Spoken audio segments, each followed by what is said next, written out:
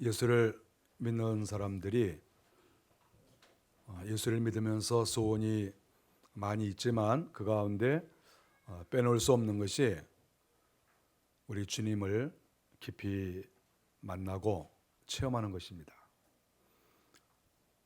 우리 주님을 만나면 가장 좋고, 주님을 보지 못한다고 하면 그래도 느끼기라도 좀 하고, 어쨌든지 내 눈으로 보든지 귀로 듣든지 또 마음으로 어떻게 감동이 오든지, 어쨌든 살아계신 하나님, 내가 믿는 하나님, 그 하나님을 내가 좀 알고 체험했으면 좋겠다, 이런 마음들이 누구에게나 다 있습니다.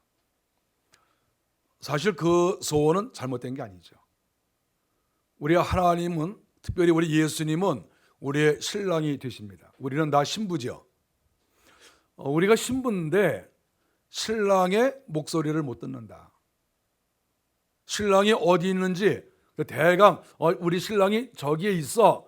그런데 우리 신랑의 손길도 느껴보지 못하고, 신랑에게 정말 사랑이 무엇인지도 잘 모르고, 어쨌든 신랑이 있는 것 같은데 나는 좀 피부로 와닿지 않는다. 대화도 나눠보지 못하고 손도 만져보지 못하고, 신랑이 있긴 있는데 나는 잘 모르겠다. 우리 엄마가 그러는데 네 신랑이 있다고 저기. 그런데 신랑을 못 만나보는 거예요. 같이 자지도 못하고 커피도 못 마시고. 그랬을 때 과연 이게 맞느냐 하는 것이죠. 과연 이게 맞느냐? 기독교가 그게 맞는 거냐? 예수님 우리한테 신랑이라고 하지 않았습니까? 내가 신랑이다, 너희는 신부다. 그러니까 신랑과 신부가 서로 사랑하고 서로 아껴주고 이 험악한 인생을 함께 격려하면서 살고, 서로 기쁨이 되고 위로가 되고, 그것이 신랑과 신부의 당연한 관계다, 이렇게 말할 수 있죠. 그래서 정말 내가 예수를 믿는다고 하면 신랑 되신 예수 그리스도를 우리가 알아야 돼요. 당신 예수 믿는다며? 당신 신랑이 어떠냐? 내 신랑 이러신 분이야. 목사님이 그러더냐? 아니, 목사님도 그러시는데 내가 알아. 중매자이가 그러더냐? 아니, 중매자이가 얘기를 하긴 했는데 내가 만나봤어. 우리 중매자이가 그러는데 저게 네 신랑 있으니까 한 10년 살아라, 20년 살아라, 이렇게 말한 게 아니고, 중매자이가 나를 딱 이렇게 신랑을 만나게 해서 내가 그 신랑하고 이렇게 살고 있어 지금, 이렇게 말하는 것이 너무나 정상이 아니냐, 이렇게 우리가 생각합니다. 아니, 내 신랑도 모르고 인생 살아요? 그런 신부가 있습니까? 그 억울해서 어떻게 삽니까? 오늘 본문에 보니까 주를 보지 못하리라 하신 이 말씀은 주님을 볼 수 있다는 거잖아요. 너희가 화평과 거룩함을 쫓아라. 화평과 거룩함을 쫓으면 주님을 보고, 화평과 거룩함을 쫓지 아니하면 주를 보지 못하리라 이랬으니까, 우리가 이 말씀을 볼 때 우리가 이성적으로, 합리적으로, 영적으로 어떤 것으로 보든지 간에 이 말씀이 우리에게 주시는 말씀이 뭡니까? 우리가 화평하고 우리가 거룩하면 주님을 볼 수 있다. 이 말은 초등학교 1학년도 이성적으로, 논리적으로, 문장적으로 아무리 살펴봐도 이 말씀은 다른 것으로 해석할 수 없습니다. 너희가 화평과 거룩함을 쫓아라. 그러면 주를 본다. 너희가 만일 그렇게 하지 않으면 주를 보지 못한다. 그랬으니까 화평과 거룩함을 쫓는 사람은 주님을 본다, 이런 말씀이라고 생각하죠. 근데 그것은 너무나 당연한 것입니다. 아니, 주님을 보지 못한다니요? 우리가 여러 면에서 주님을 볼 수 있습니다. 성경이 그렇게 가르쳐 줬습니다. 그러면 주님을 우리가 보아야 되는데, 또 그 주님을 보는 방법이 어떤 것인가, 뭐 다양한 방법이 있겠지만 어쨌든 이 본문이 우리에게 가르쳐 주시는 것은 먼저 너희가 화평하라고 가르쳐 주고 있습니다. 화평하면 주님을 보는데 문제가 생기지 않고, 만일에 화평하지 못하고 불화하면 주님을 보는데 결정적으로 지장과 방해가 된다. 지금 이렇게 성경에서 말씀을 하고 있습니다. 그 이유는 하나님은 화평의 하나님이기 때문에 그렇습니다. 성경 사도행전 10장 36절에 보니까 화평의 복음을 전하사, 예수 그리스도의 복음 자체가 화평이에요. 기독교가 왜 존재하느냐? 기독교가 하는 일이 뭐냐? 그랬을 때 이 기독교의 핵심은 화평입니다. 화평. 이 화평이 첫째로는 하나님과 우리 사이의 화평이에요. 하나님하고 우리 사이의 화평, 예수님과 우리 사이의 화평, 이것이 우리 기독교가 해야 될 아주 중요한 일이에요. 하나님하고 화평한다. 예수님하고 화평한다. 그 예수님이 누굽니까? 우리 신랑이잖아요. 그러니까 신랑과 신부가 화평해야 그 가정이 즐겁고 사는 재미가 나는 거예요. 신랑이 아무리 세상에서 자기가 출세를 하고 능력이 있어도 아내와 불화하면 인생 사는 재미가 없어요. 아내가 아무리 자기가 영리하고 훌륭해도 신랑과 불화하면 사는 재미가 없어요. 이거는 인생의 결정적인 거예요. 그런데 우리가 성경을 보니까 하나님 자체가 화평해요. 하나님 자체가. 성부 하나님도 화평이시고 예수 그리스도도 화평이시고, 그러니까 결국 신부된 우리가 예수님과 또 하나님과 가까워지고 사이가 좋아지려면 화평의 사람이 내가 먼저 되어야 된다. 그것을 성경이 가르쳐주고 있습니다. 그런데 우리가 지금까지 성경을 보면 하나님의 사람들이, 특별히 이스라엘 사람들이 하나님하고 화평하지를 못했어요. 아담과 하와가 하나님과 불화했습니다. 하나님과 사이가 나빴어요. 그래서 하나님께서 에덴 동산에서 아담과 하와를 쫓아냈습니다. 그 무엇을 가리킵니까? 화평하지 못하니까. 화평하지 못하면 쫓겨나요. 힘 있는 사람에게 쫓겨나죠. 그 원리 아닙니까? 아니, 힘 있는 사람하고 싸우면 나 쫓겨나겠다 그 얘기하고 뭐 다를 바가 뭐가 있습니까? 쫓겨나는 거죠. 그래서 에덴 동산에서 쫓겨났어요. 우리가 이스라엘 백성들도 하나님하고 불화했습니다. 그래서 하나님께서 벌을 많이 내리셨어요. 이스라엘 백성들 고생 많이 했습니다. 하나님하고 불화해서. 하나님하고 불화하면 망하는 거예요. 그런데 성경 역사가 그것을 우리에게 가르쳐주고 있습니다. 유명한 사울왕도 하나님 말씀에 불순종해서 하나님하고 사이가 나빠졌습니다. 하나님 버리셨어요. 너 내 말 안 들어? 그러면 나도 너 버리지. 그래서 하나님께서 사울왕을 버리셨습니다. 예수님이 오시기까지 이스라엘 백성들 고생 많이 했습니다. 예수님께서 이 땅에 오셔서 하신 일이 뭡니까? 내가 화평의 복음을 전한다는 거예요. 예수님이 오신 것은 우리가 하나님과 화평하자, 하나님과 화목하자, 이것을 우리 주님께서 오셔서 복음을 증거하신 것이죠. 하나님과 화평하는 길이 무엇이냐? 그랬을 때 우리의 죄를 고백하자. 우리가 죄를 씻으면 하나님과 가까워질 수가 있다. 우리 사람과 사람 사이에도 맺힌 것이 있을 때 그 맺힌 것을 풀어야 사이가 좋아지는 것이죠. 그 맺힌 것이 일종의 죄라고 볼 수가 있어요. 누가 지었든지 간에 그 문제가 해결이 돼야 서로 간에 화목과 화평이 이루어지는 것이다. 이렇게 말할 수 있습니다. 골로새서 1장 20절에 보니까 십자가의 피로써 우리 주님과 우리가 또 하나님과 우리 사이에 이제 화평의 길이 열렸다, 이렇게 말씀하고 있어요. 우리 주님이 죽어오셨습니다. 그래서 이제 우리는 길이 열렸어요. 하나님께 나아가고 하나님과 화목할 수 있는 길이 열렸습니다. 이제는 내가 뛰어가야 되는 것이지요.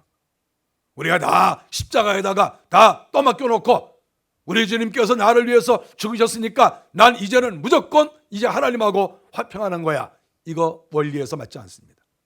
주님께서 십자가에 달려 돌아가심으로 이제 화평의 길을 여셨습니다. 그 다음부터 우리가 할 일이 무엇입니까?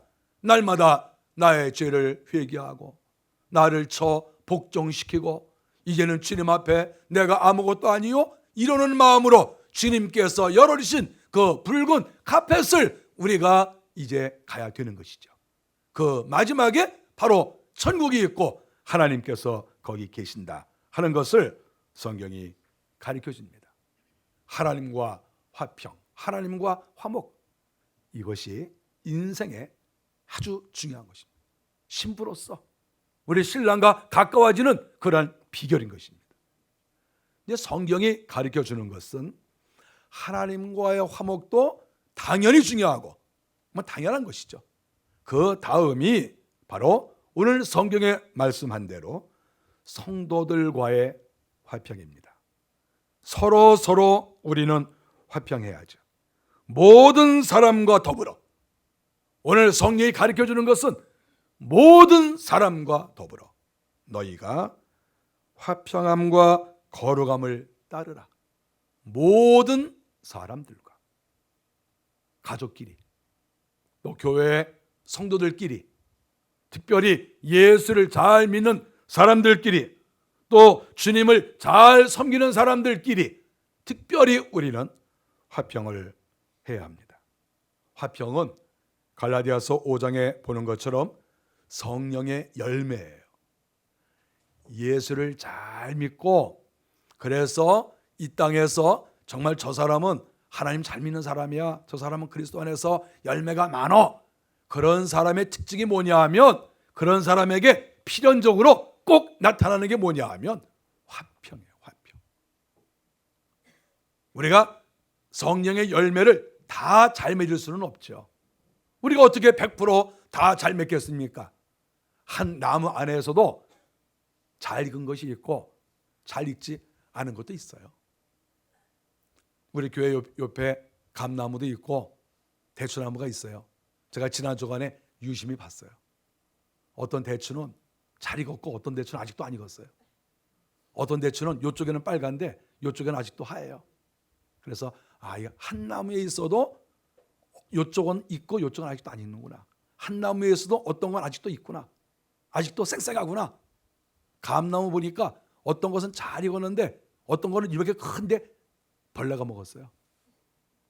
누가 옆에 있다 그랬어요. 저거 감이 큰데 벌레가 먹었어요. 아까워요. 왜냐하면 이렇게 큰데 그 열매 맺기 얼마나 힘들었겠어요. 이렇게 큰데 벌레가 먹은 거예요. 그 약을 쳐야 되는데 약을 안 쳐서 자연산으로 그냥 농약 없이 먹으려고, 물론 먹으려고 그거 기다리는 사람은 별로 없으리라고 생각을 하는데 어쨌든 약을 안 쳐서 이게 좀 상태가 좋지 않아요. 그러니까 한 나무 안에서도 열매가 큰 것, 작은 것, 아직도 익지 않은 것, 또 잘 익은 것, 이게 다 달라요. 그래서 우리가 한 교회에 나왔다고 모든 사람이 똑같은 거 아니에요. 우리는 서로 인정해야 돼요.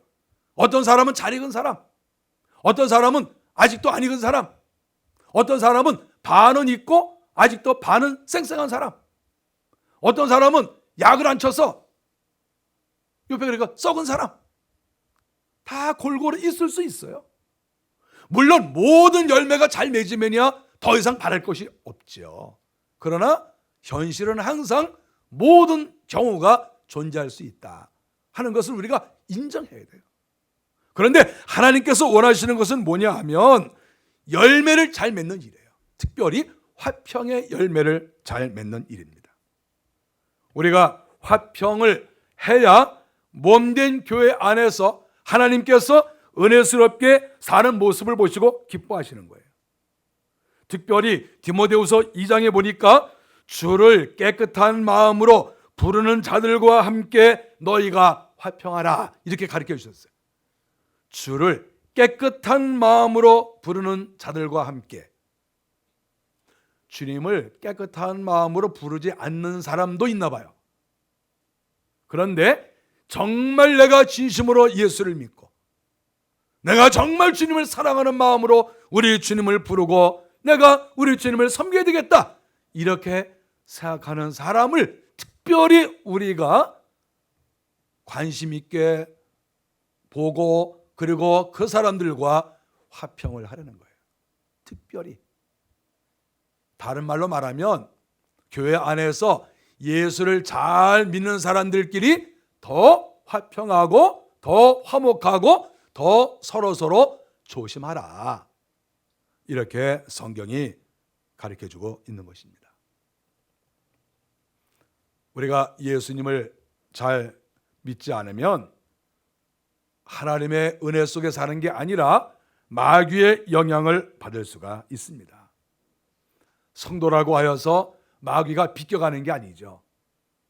사도 바울은 마귀와 싸워라, 세상과 싸워라, 이렇게 가르쳐주지 않았습니까?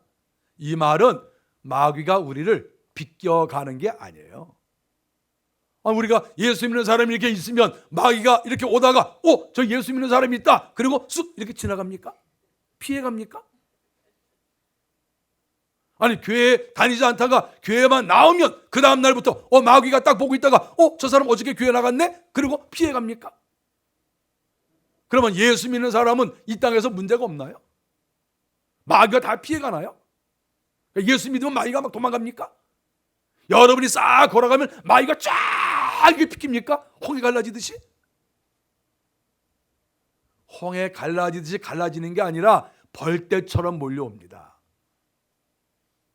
예수를 믿으면 오히려 마귀가 하나님의 사람들을 넘어뜨리기 위해서, 하나님을 잘 믿는 사람들을 회방하기 위해서 마귀가 오히려 관심을 가지고 주목하고 벌떼처럼 몰려와요. 그래서 우리가 하나님의 은혜를 받고 노력하지 않으면 화평할 수 없어요. 화평? 그거 잘 안 됩니다. 여러분, 저는 화평이 저절로 될 것 같습니까? 저도 저절로 안 돼요. 저도 집안에서 또 어떤 모임에서 저도 화평이 안 될 수도 있어요. 애쓰는 거죠. 여기에서 마음이 상하고 또는 분이 올라오고 여러 가지 감정이 여기서 파도 치듯이 칠 때 내가 하나님을 바라보면서 그것을 누르고 파도야 잔잔하라, 파도야 잔잔하라, 이렇게 말을 하면서 이것을 이기고 견디는 것이지, 만일에 제가 어떠한 제동장치가 없이 그냥 놔두면 뭐 어떻게 되겠습니까? 출렁거리지 않겠어요? 화평이라고 하는 것, 이것은 하나님께서 우리에게 노력하라고 하는 것이고, 노력하지 않으면 우리들은 화평의 길에 나갈 수가 없습니다.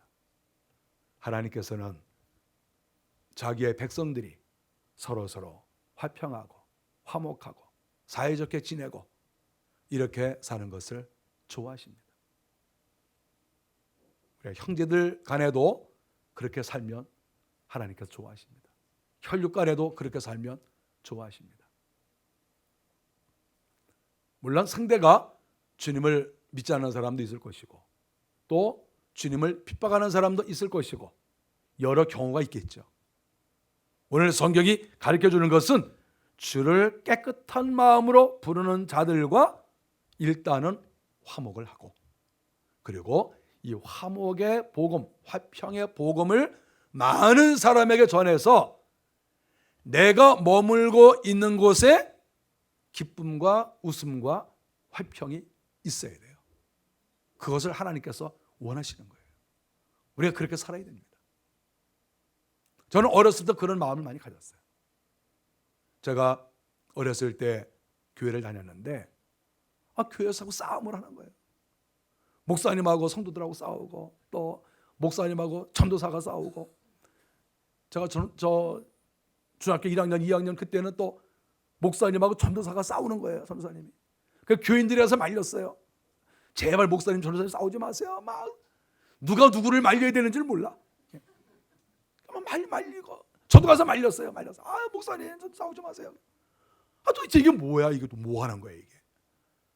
교회가 뭐 서로 싸우고 또 가정에 가도 또 이렇게 뭐 또 형제들끼리 또 싸우고 가족들 몇 사람 되지 않는 사람끼리 또 뭐 맨날 또 싸우고 하여간 그런 거를 볼 때마다 제가 마음속에 저는 그렇게 생각했어요. 아, 나는 앞으로 자라면서 내가 있는 곳에는 늘 웃음과 기쁨과 화평이 있었으면 좋겠다. 나는 그런 어떤 역할을 하면서 살았으면 좋겠다. 이런 마음을 가졌어요. 물론 그것이 뭐 100% 만족할 만큼 성과가 있는 것은 아니죠. 그러나 굉장히 노력해요. 정말 저 애씁니다. 우리 집 식구들 함께 모여서 좀 화목할 수 있도록 제가 분위기도 만들고 노력도 하고 돈도 쓰고 그 화목하는데 참 좋은 길이 뭐냐 하면 맛있는 걸 많이 사주면 화목한다고 저는 생각해요. 특별히 우리 집 같은 경우에 맛있는 걸 많이 사주고 그러면 아주 분위기가 좋아요. 여러분 집은 어떻습니까? 뭐 다른가요? 여러분들은 기도를 하면 화목한가요? 그렇게 수준이 높습니까?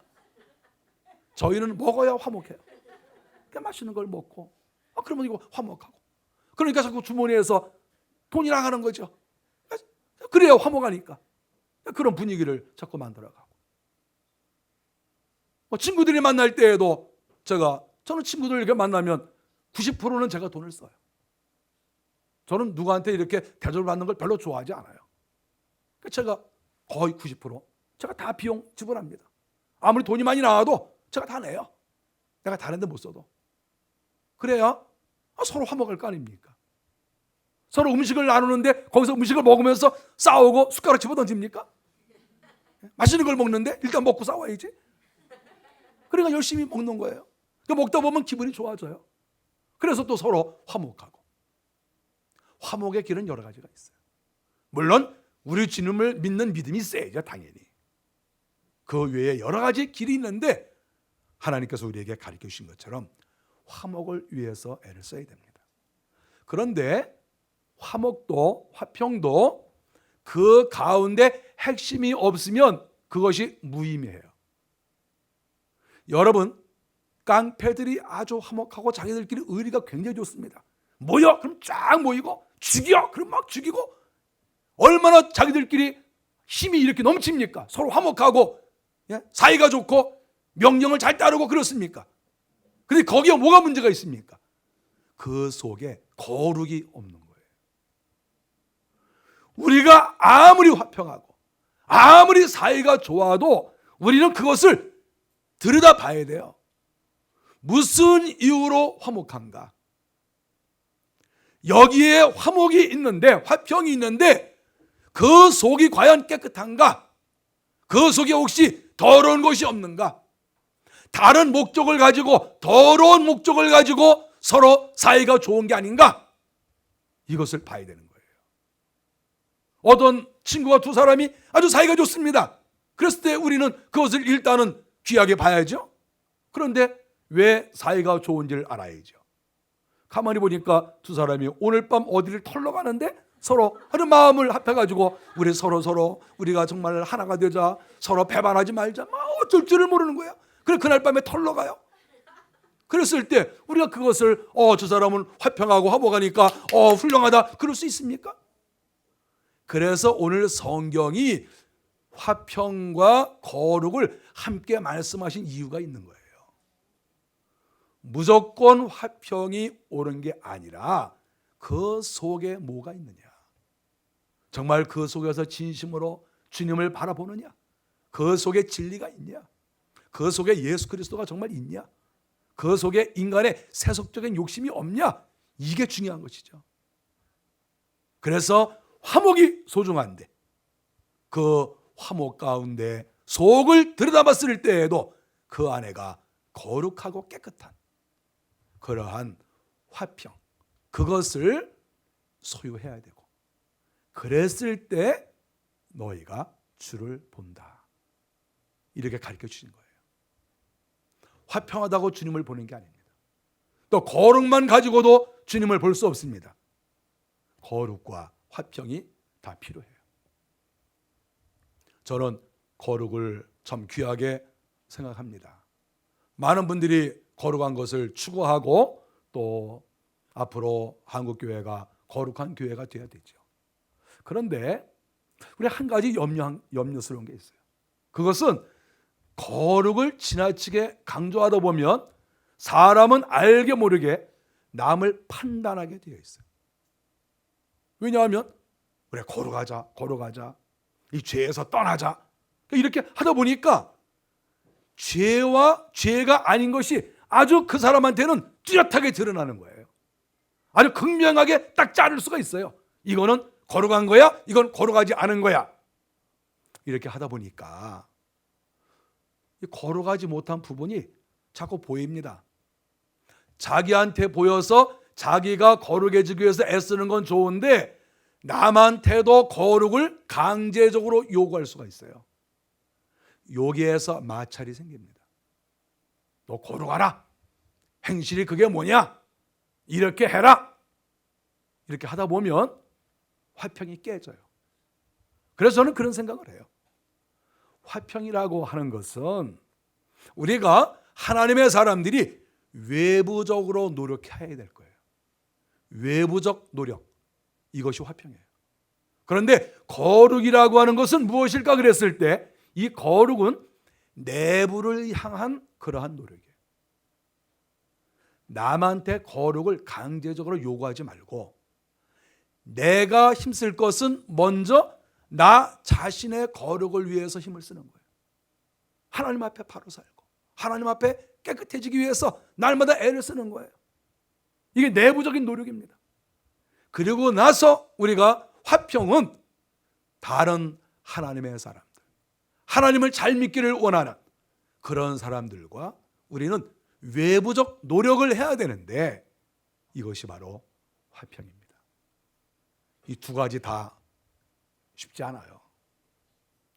저 이 두 가지 다 해보려고 지금까지 애만 있었습니다. 60이 넘도록 어려서부터 전 예수를 믿은 기간이 기니까 어려서부터 정말 이 말씀대로 살아보려고 많이 애를 쓰고 노력하고 그리고 이렇게 나이가 들었어요. 그런데 이 두 가지가 다 어려워요.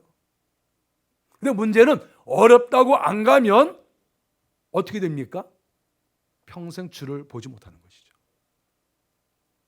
주를 보지 못하는데 이 땅에서 주를 보지 못하면 주님을 깊이 만나지 못하고 신랑 체험을 못하면 하늘나라 올라가서 신랑 체험을 할 수 있다는 보장이 없어요. 저는 정말 예수를 믿으면서 이 땅에서 하는 것만큼 하늘나라에서 할 수 있다고 생각해요. 이 땅에서 대강대강 사는 사람은 하늘나라 올라가서도 주님 앞에 대강대강 대우를 받아요. 내가 이 땅에서 정말 주님을 깊이 알면 하늘나라 올라가서도 그대로 주님을 알게 됩니다. 이 땅에서 예수 믿는 것이 굉장히 중요해요. 이 땅에서 예수 믿는 그러한 수준과 그러한 농도만큼 하늘나라 올라가서 내가 그런 대우를 받고 그런 주님과의 관계를 맺을 수가 있어요. 이 땅과 하늘나라가 별개가 아닙니다. 하나님의 나라는 죽어서만 가는 데가 아니라 하나님의 나라는 이 땅에서도 현재 이루어지고 있는 거예요. 이것이 이루어지고 있다가 내 생명 이 땅에 묻히면, 육체가 묻히면 내 영혼이 하늘나라 올라가서 내가 이 땅에서 살던 수준만큼 그대로 하늘나라의 연장이 되는 거예요. 이것이 영적 세계예요. 그래서 이 땅에서 신앙생활이 아주 중요한 것은 내가 지금 주님과 관계를 맺는 것만큼 하늘나라 올라가서도 내가 주님과 관계를 맺는 것이다. 이렇게 성경은 가르쳐주고 있어요. 이 땅에서 신랑 체험을 별로 못하시는 분, 하늘나라 올라가서도 신랑 체험을 할 가능성은 별로 없습니다. 주님께서 그런 사람 이 땅에서 몇십 년 살게 하셨는데, 기회를 주셨는데 그때도 주님을 만나지 못하고 주님과 가까이 하지 않은 사람을 주님께서 하늘나라에서 그 사람을 사랑하고 신부로서 맞이할 것 같습니까? 여러분, 그렇게 쉽습니까? 우리 신랑이 그렇게 쉬워요? 신랑이 아무나 너 내 신부다 그럴 것 같습니까?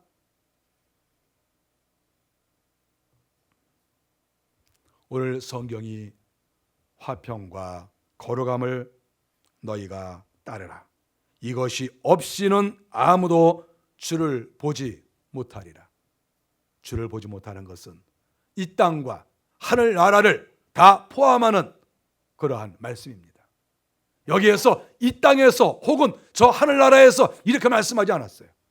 너희가 주를 보지 못하리라 하는 것은 이 땅과 하늘나라를 같이 말씀하고 있는 거예요. 아주 중요한 말씀입니다. 그래서 우리는 화평과 거룩함을 포기할 수가 없어요. 화평과 거룩함을 우리는 추구하고 애쓰지 않으면 안 된다는 거예요. 여기에 실패하면 우리는 신부가 아닙니다. 우리는 신부에서 쫓겨납니다. 아담과 하와가 에덴 동산에서 쫓겨났습니다. 이스라엘 백성들이 가나안 땅에서 쫓겨났습니다. 쫓겨납니다.